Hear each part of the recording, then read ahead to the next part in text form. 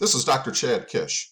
Welcome to the EDU PEP 417 presentation of Module 10, which is based on our individual teaching wrap-up from our individual teaching sessions from before spring break. Co-teaching methods, which we would have used for our co-teaching project, but we are just learning the methods now. And then creative lesson information. So we'll learn how to develop a creative lesson plan based on NASB standards 2, 3, and 4. So this is EDU and PEP 417, methods, materials, and observation of secondary PE or athletic coaching. So let's move along to our Module 10 introduction. You should have seen this on your Module 10 information page, but here's what this includes. First of all, co-teaching methods and concepts. So we'll learn about those concepts. You could use those later in either a teaching environment or an athletic environment when you have an assistant coach. And we'll also get some information on initial lesson planning for our creative lesson. And this creative lesson number 2 will replace your co-teaching assignment that was originally scheduled for this class. Here's our Module 10 objectives. These are 6 things you should be able to do at the end of this presentation and end of your week's learning. Number 1, you should be able to reflect on your individual teaching, which most of us have done already with our individual teaching worksheet. Number 2, you should be able to define and explain the co-teaching models. Number 3, you should be able to discuss the purpose of co-teaching models. Number 4, you should be able to list and explain the 5 different approaches to the co-teaching model. Number 5, you should be able to develop creative lesson ideas for NASB standards 2 through 5. And number 6, you should be able to start the lesson planning process for creative lesson. And this will be your creative lesson number 2. So we'll start off this with the section of individual teaching. And this is really a debriefing. Ask yourself these questions or answer the questions as I go through them. What did we learn from our individual teaching? Did you learn anything from the planning process for your individual teaching? Was it that you needed to have things aligned with your lesson plan, your different model, and your assessment? All right. Did we learn that we needed to have more information on feedback, whether that is form-specific feedback or results feedback? What did we actually learn then, number 2 here, from teaching our individual lesson? Was it about feedback? Was it about assessment? Was it about planning? What were some things you learned from teaching your individual lesson? Then most of us put this down, but think back a little bit. What could we individually improve on in the future as we teach? It's a question to ask yourself. So make sure you reflect on this and have some learning so you can improve while you're going on. And then what was the hardest part? So if we think about all those things and reflect, we should be able to overcome all of those things as we move on to our next set of teaching. So as I go through in most classes, here's some basic areas for improvement. This is kind of general. Make sure we explain the objective. We detail essential questions. And then we ask the students if they met these goals in the close of our lesson. If you set an essential question, you should ask those essential questions in your closure. Next, make sure you're observing all of your students and participants to provide very specific corrective feedback. It's critical in the teaching and coaching process to actually understand the mechanics of the activity you're teaching and be able to help improve those. Number 3, develop and use assessments within the lesson. Do we have score sheets developed? Do you have a rubric? How are you formatively assessing within the lesson to provide feedback for improvement? And how are you summatively going to assess at the end of the lesson? And then one thing we all need to learn when we do this with an audience is make sure we redirect our off-task behavior and ensure students are meeting the learning objectives. So we'll move along to the section on co-teaching or team teaching methods. All right, this is where you'll have more than one teacher or coach in the classroom or practice session providing content for the students. So what is co-teaching?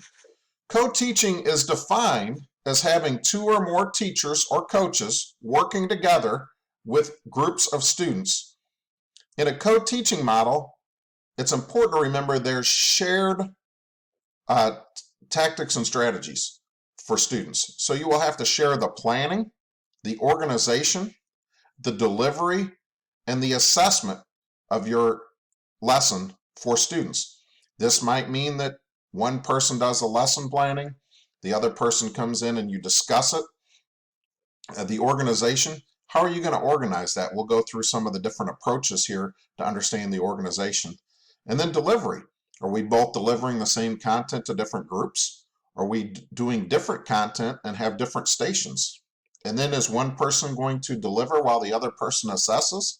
So there's a lot of different things, but all this should be shared when we are co-teaching. So what is the purpose of the co-teaching model?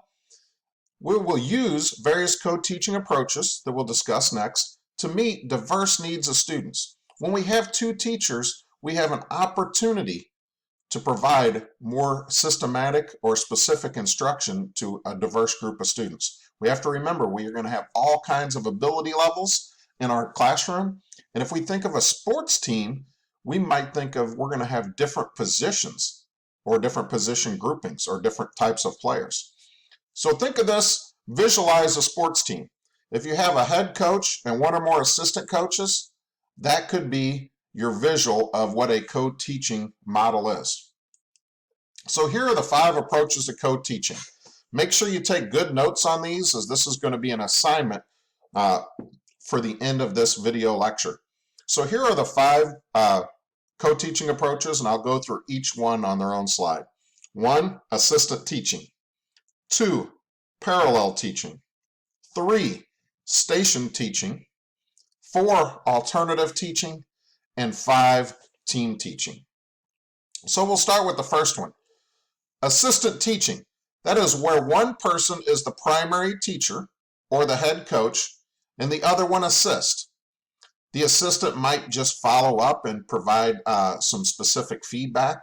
They might ad lib when the head coach or primary teacher stops. They might jump in and give some examples. Or they may just assist with students learning and walk around to different groups and different students and ensure they're learning. So that would be the assistant teaching approach. Parallel teaching. That is where teachers both cover the same information. You might divide the class into 2 groups, smaller groups for individualized instruction. You're teaching the same information, but your students may advance at a slightly different pace. Some students may need a little deeper understanding of a level. And it puts you in smaller groups, so there's more of an opportunity for a question and answer and a give and take between the teachers and students. It's not just a large group. As well as students with some attention deficit issues or do a lot better in smaller groups. Next, station teaching. This is where we'll divide students into different groups. So you might have 6 different stations in your gymnasium, and every student or every station will be a different activity. So if you think of this, think of a fitness station where you might have students doing step-ups in one area, push-ups in another, bent arm hangs in another, jump rope in another. They might be running back and forth in another one. All right, so you're going to have different stations with different groups. You should probably instruct each station before you start, maybe walk around to each station, and then have the teachers bounce around instructing different things at different stations. This may have even an independent station where students can choose what they want to work on. So you could also think about this a little bit as a practice session where if you're looking at a large team, like a track and field team, there's going to be a group of sprinters working, a group of distance runners working. Your jumpers are going to be doing something different than your throwers. There's probably going to be a coach that works with each group. You might have 1 coach per group, or coaches. You might have 2 coaches with 5 or 6 groups where the coaches have to move around. So that is your station teaching approach. The next one is alternative teaching. This is where one teacher might pull out a couple of students or a small group to do some remediation. If the students are falling behind in the class or don't understand, they might the teacher might pull them out. This could be even a resource teacher and work with that group of students on a specific activity for remediation. It could also be advanced instruction. Say you have a couple of students that are way ahead of the curve. This could be giving them an alternative activity that really challenges them so they don't get bored. This is an excellent approach to use when ability levels vary. So if you have a co-teaching setup, you might have a special education resource teacher that can pull out a small group of students and work with them. All right, and the last of the 5 approaches would be team teaching. This is where both teachers deliver the same information at the same time. Think of it as a tag team style where teachers go back and forth and play off of each other and work off of each other's strengths. This can be complex and needs practice. Usually teachers, the first time they start co-teaching, if they're in a blended classroom, that's kind of complex, and it usually takes a year or so to develop the style and ability to be able to do a full team teaching lesson. You might do that in some specific segments to work on your transition and your style and approach to that. So we just went through the 5 approaches to co-teaching. So here's our assignment to ensure we understand this.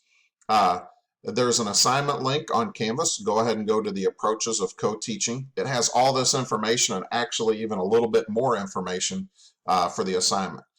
So it is due Thursday, March 26th by 8 p.m. Let me go through the assignment so you understand it.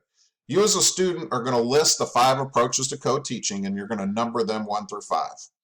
So under each one, I want you to list an A and a B. So you'll have 1, if you look over at the side with the blue assignment submission example, you'll have 1, and you're going to list the name of the co-teaching approach. So start with number 1, go the order we went in the lecture. And then A, under number 1, you're going to list important information about the approach. So provide a summary of what I had on the slide. In this approach, it's important that the teachers work in a tag team style, going back and forth. Then B, you're going to provide a 1 to 2 sentence explaining how the approach could be used in a PE lesson or coaching at an athletic practice. So you can think of what structure you want to be put in there. And then you'll go down to number 2. So I want you to follow the format. Go number 1, A and B, number 2, A and B. Make sure you list the 5 approaches in order and you provide all the information. Once again, this assignment is due Thursday by 8 p.m. Next thing, I want to review the NASB standards. In our creative lesson development, we are going to focus on NASB standards 2, 3, and 4. If you see, I have those in color. Let me review the NASB standards before we get going, just so we're ready when we begin our creative lesson development. In our individual teaching, we focused on NASB standard number 1, competency in a variety of motor skills and movement patterns. We taught a specific movement skill. So in our next activity, in our creative lesson plan, we're going to focus on 2, 3, or 4, and 5 is usually an overarching standard that just ties them all together. So NASB standard number 2 is the application of knowledge of concepts, principles, strategies, and tactics related to movement and performance. So you might think of this as a sports skill, a sports tactic, a sports strategy. That could be offense. It might include 2 people. It could be defensive strategies. NASB standard number 3. The student demonstrates the knowledge and skills to achieve and maintain a health-enhancing level of physical activity and fitness. So we could talk about a fitness test here, or some different things to go into that. This might be a station assignment based on different fitness activities. NASB standard number 4. This is where the student exhibits responsible personal and social behavior that respects themselves and others. So in NASB standard number 4, I usually say this includes things such as communication, cooperation, teamwork, sportsmanship, and ethics. NASB standard number 5 usually ties all of them together. It's where the student recognizes the value of physical activity for health, enjoyment, challenge, self-expression, and or social interaction. This is usually some kind of reflective process where the student looks back and shows that they really enjoy the activity. So that's our review of the NASB standards, which was important before we move to the next segment of this lesson, which is the creative lesson number 2 development. So we're going to focus on, instead of co-teaching, we're going to develop a creative individual lesson.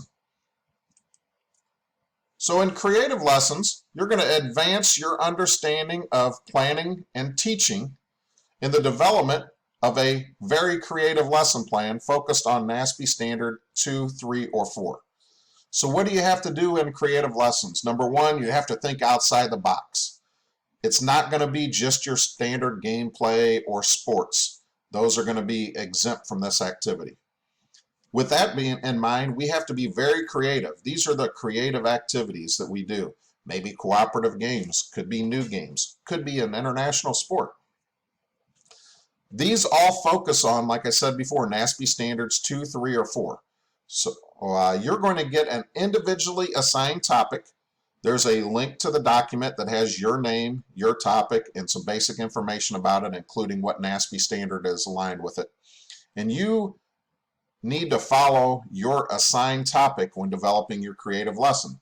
So when you get done with this, that should be the first thing you do, is look up that document and see what your lesson is to start your creative development. So when we work on our creative lesson, so I want to give you some other information here. Since we're moving to a 100% virtual delivery method, we will replace our co-teaching with a creative teaching that I'll label creative teaching lesson number 2. In this, once again, the word creative's in it, so you have to be very creative and think outside the box. If it's something you see every day in PE, it's not going to qualify for this.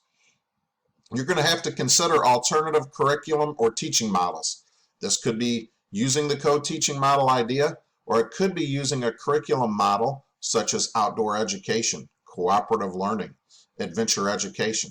If you don't know what those are, you might want a GTS. Google that stuff, look it up online, and that should give you a lot of different ideas, because part of this lesson development is you researching different ways to teach some creative lessons. So remember, this is not a common sport or a game. If I've seen it before, it probably doesn't qualify.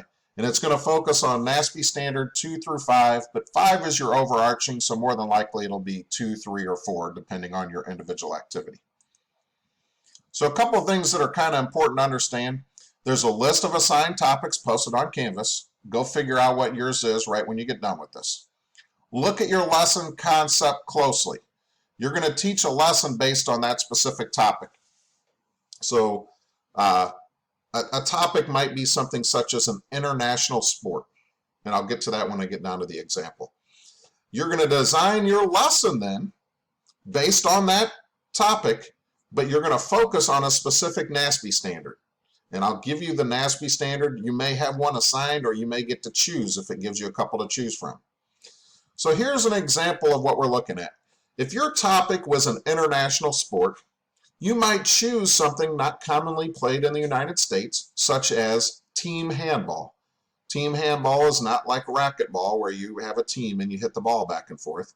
It is actually a sport that is a combination of basketball, hockey, type activity. It's really fun to play. I enjoyed playing it when I learned it. You might get NASB standard number 2. That says you apply knowledge and concepts of principles and strategies. So what would my whole lesson idea? I could take a team handball unit. I'm teaching the sport of team handball, and I could teach the strategy of making a diagonal pass to a teammate, and then they can catch and shoot. All right, so it would be an offensive strategy or tactic of the game. So I hope that makes sense and helps you visualize a little bit. So there's kind of an example of how you might design an international sport topic into NASB standard number 2 with a lesson concept of teaching offensive strategy. So you may not use anything related to any of your previous assignments. So if you've taught a lesson in a different class, Mr. Oleschlager or Miss Mosley's class, or one of my classes previously, you can't use that idea within this lesson. So now you're going to ask yourself, how do I really get started? What do I do next? So you're going to have to teach a creative lesson, so you will lesson plan for that. So you start the lesson planning process by doing research to find some ideas. I gave you some background previously. You might look at the outdoor education model. Once you get your topic, you're going to Google that topic and look at some different things. So do some research online to find several lesson ideas. Then you're going to find a concept that aligns specifically with your NASB standard. If I ask you to teach NASB standard number 4, you might have to focus in on the communication or teamwork aspect. If I ask you to teach NASB standard number 2 in your topic, you're going to focus more on the tactics and strategies of gameplay. So teach your NASB standard in the context of your lesson concept or topic. So you might even ask, how do we teach ideas like teamwork, cooperation, personal challenge, even lifetime skills? There's a ton of activities out there. I would provide you with examples, but I know you'll just take the example and go with it. So do some research. There's a variety of ways. Think about all the ways you build teamwork within a team. You teach cooperation and communication in any other class. How would we relate that to a physical education class or an athletic team? So there's a lot of different things, but research is going to be your friend. Make sure you Google or use even Google Scholar. Type in Google Scholar and use that search engine. That usually finds more educational based information. So when you get started, a couple things to remember. The lesson needs to have a good sequence. So when you develop this lesson, just like the last one, we need to have a sequence. We need to have a lesson objective. We need to have an explanation and demonstration. We need to start with some closed variable settings, such as individual instruction to work on form. We'll need to move to an open variable instruction, which is more small group or game-like, adding in some different variables. And then we need to have some kind of idea, how do we assess? So make sure in this practice situation, you have a very good sequence. Have your objective aligned with your instruction, and then make sure your assessment sees if the students that are in the instruction can meet the objective. If this is a practice situation, you might consider different stations that you teach different concepts and then put them together at the end in a competitive drill or maybe a build-up activity. So you can think of a secondary physical education setting or an athletic setting that you're going to use this as a practice plan instead of a lesson. So here's some information on your creative lesson ideas number 2. In the next slide, I'm going to go over the assignment. You're going to research 2 separate lesson ideas based on your topic. So make sure you download that document, find your topic that's been assigned, and your 2 lesson ideas should fall under that specific topic.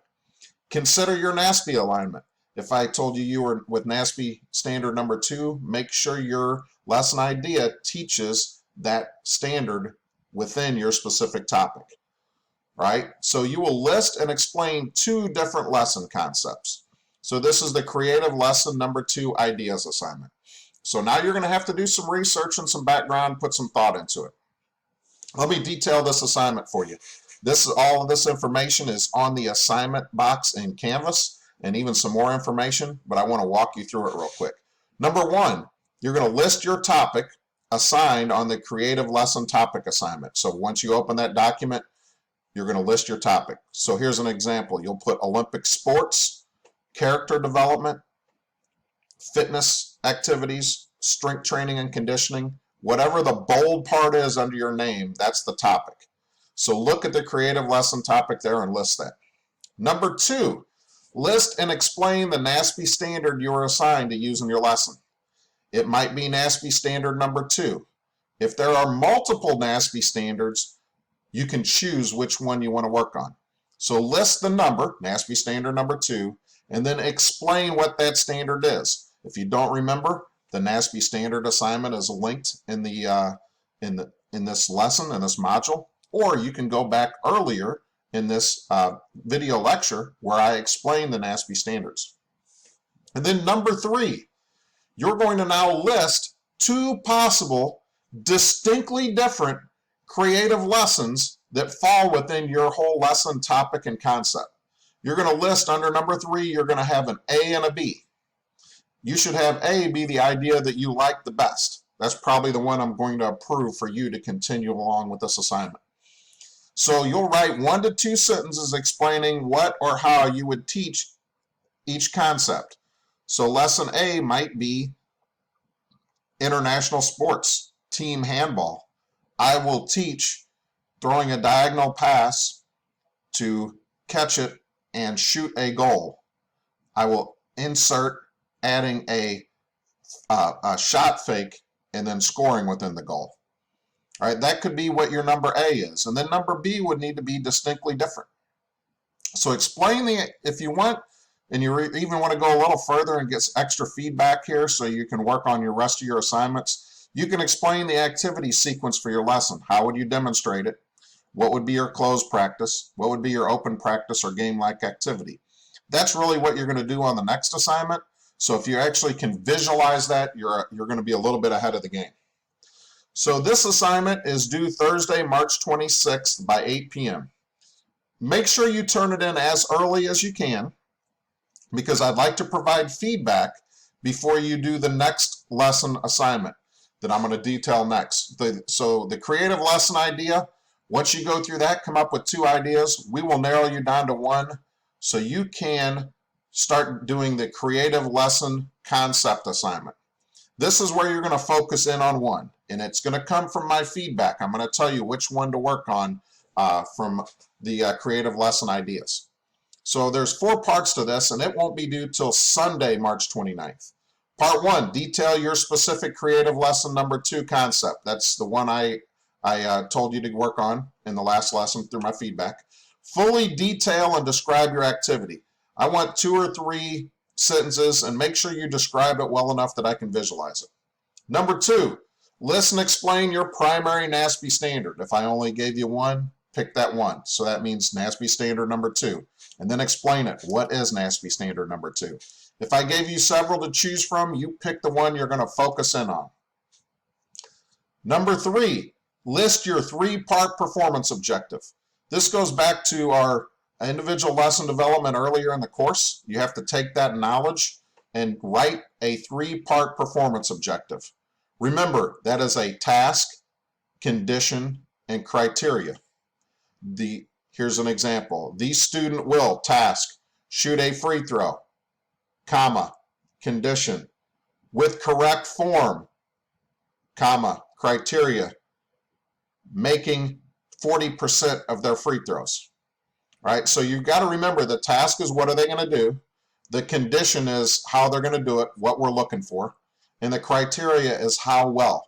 So you need to write a 3-part performance objective. If you don't remember that, you need to go back through your portfolio or through your previous lesson where you turn in your performance objective and turn that in. This is critical to move on from the lesson concept to the actual lesson plan.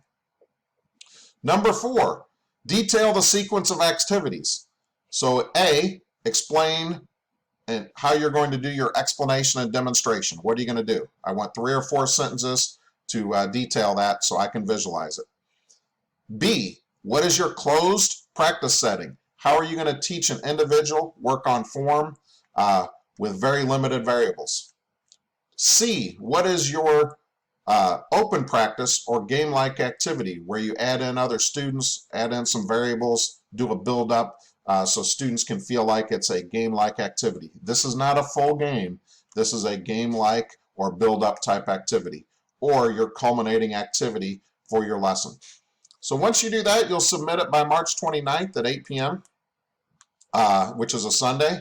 I will strive within 24 to 48 hours to give you assignment feedback on this one. And on this lesson, you'll use the feedback to then start working on your lesson planning worksheet for creative lesson number 2. And that is going to be in Module 11.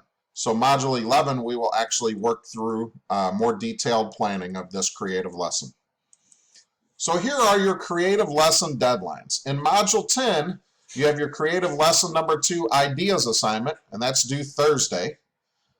And then you'll have your creative lesson number 2 concept assignment, and that's due Sunday. Use the feedback from the first one to work on the second one. All right, they're kind of sequenced activities. Module 11, which starts next week, is your lesson planning worksheet, which will be due Wednesday. Use your feedback from your Module 10 activities to develop this lesson planning worksheet.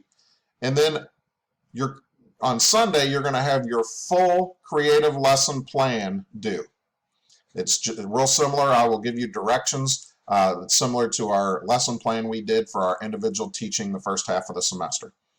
Then in Module 12, we will create our video presentation of our lesson, and we will have I'll have an actual sample video of me demonstrating how to teach with only one participant and giving you some ideas to do that.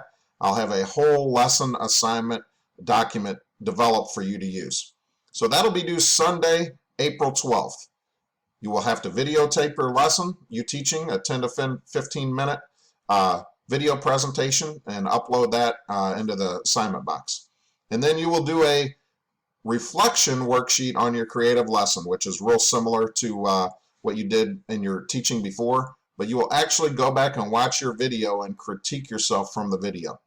So those are our creative lesson number 2 deadlines in a whole process. It's systematic. We'll come up with some ideas in Module 10, we'll plan it out in Module 11, and we'll actually do it in Module 12.